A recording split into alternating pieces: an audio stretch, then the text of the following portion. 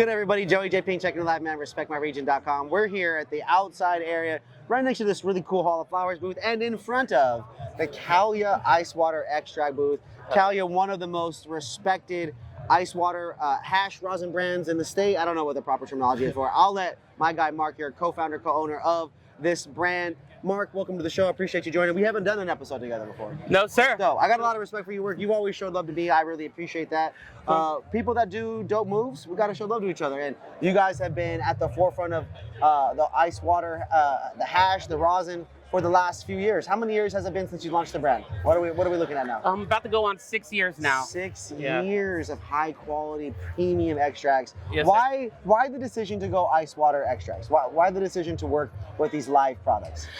It's what I like to smoke. That's fair. You know, I've been making extracts now for 14 years. I started out microplaning hash and making some BHO shatter back in the days, and then on to sauce and stuff. And I know hydrocarbon can be a clean extract, but at the end of the day, the nuance and flavor and the cleanliness that you get from solventless is hard to beat.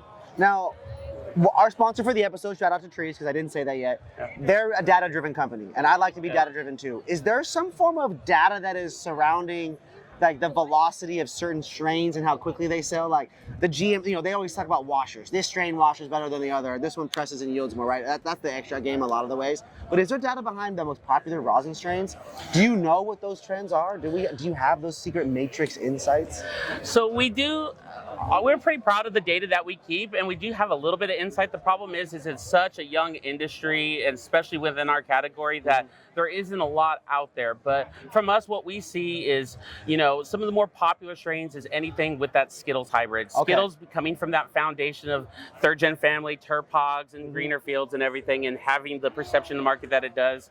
You know, it's just one of those timeless strains. And at the end of the day, too, it's a scarcity model as well, where not a lot of growers in the rec market want to take on the challenge of growing Skittles. It's hard to clone, it's hard to cultivate, doesn't yield really well. It's a shrubby type plant. And so when you're over here running these huge canopies and you got investors and you got timelines or ROI to be held accountable to. Flower sales and extract sales and bulk sales that are all playing into each other. Exactly, so it's a line. So a lot of people, they try to find this balance between the strains that yield enough that they make financial sense, but at the same time have a differentiation factor that they'll move in the market. They're not what everybody else has. And that's why we had to go single sources, because there only became a certain amount of farms really geared towards connoisseur fresh rosin, and everybody could access them. So we wanted strains that were unique to us, that make us stick out a little bit. So we went and got our own little living soil grow down there in Monterey County. So you have your own farm that's doing it for yourself? Yes, sir. Wow, that's super cool. So you had to just rebuild the wheel for yourself at that point? 100%. That's wild. I did not know that. I just figured it just became your own secret little farm somewhere. Not necessarily run by you guys, but just that one partner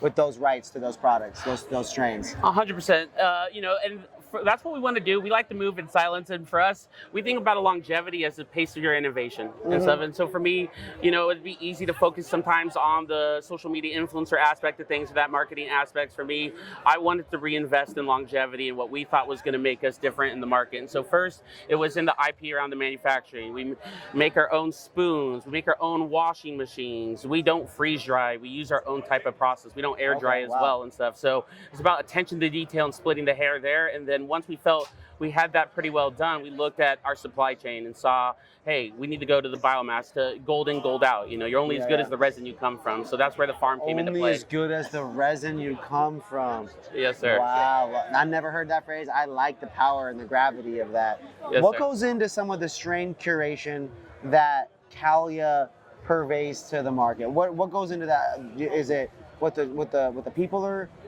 asking for? Is it you curating and is it cooks in the kitchen with flavors? Well, how does that work for you guys?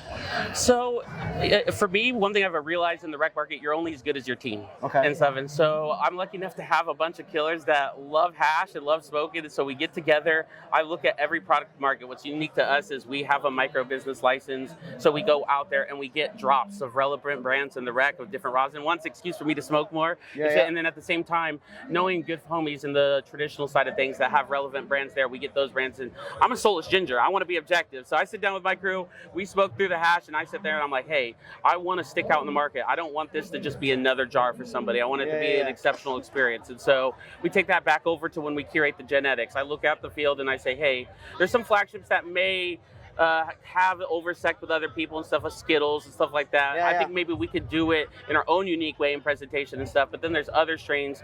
You know, we're hunting through Durban Sherbet crosses this year and unique white thorn crosses. The Durberts. Yes, sir. Okay. So we're going on some different directions, trying to attack different profiles that aren't normally seen in the market, because you only know what's good when you get exposed to it. So you know, there's these strains that everybody loves, and we're going to cater towards that, but we're also going to try to expose people to something new to see if they like that as well. Absolutely. Come on, man. We're talking terps with Marc. Yes, Kalya, Come baby. on, a lot of big moves on the way from Kalya this year. What do you guys have coming down the pipeline? We're at the end of Q1. What can we expect through 2025? So 2025, we're about to release our New York division. We're going to be doing Kalya Community and our new brands, Rosin and Resin Raiders, out there in New York. Wow, congratulations. It's big time. We got a facility out in Syracuse. We'll be doing a grow out there as well as manufacturing. So congrats, brother. Excited about that. Then for us here in California, it's really about hunting new flavors, new genetics. We got a few different new SKUs, 1 gram all-in-ones. We felt like we dialed in the ramp-up period and everything within the solenoid, so it delivers a better experience all the way through.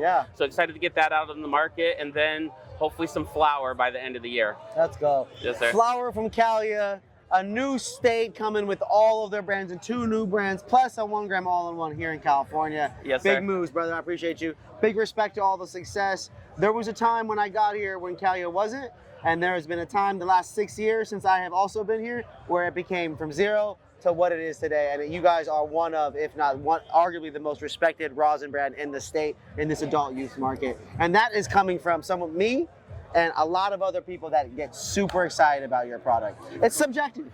People get to pick and like what they want. Some people like vanilla, some people like chocolate. People like Pepsi, they like Coke, they like Powerade, they like Gatorade. I buy all of it, and you're one of the brands. The community specifically is one that I actually buy a lot of because I am not as heady as the rest. Yes, sir. So I do buy affordable rosin all the time. I like to smoke my rosin, and I like to dab my rosin. And anything that's less than $50 a gram, I don't feel guilty smoking it. 100%. You know what I mean? Especially with friends. Yeah. That's why it's communities. And sharing it. Yeah, that part. It's like, yo, I want to share with my friends Heat and Head Stash too and shit like that, but when it's an everyday smoke, we're always kicking and stuff. I'm like, sometimes those $80, $70 grams can hit the pocket a little bit when you run through them and shit. Tough, man. But it's, again, at your premium price point, happy to share that it's absolutely worth it. The reason behind it, you've heard the intentionality, their own farm, their own curation, really picky about the strains, really picky about the experience and the terp profiles that you're projecting into the market.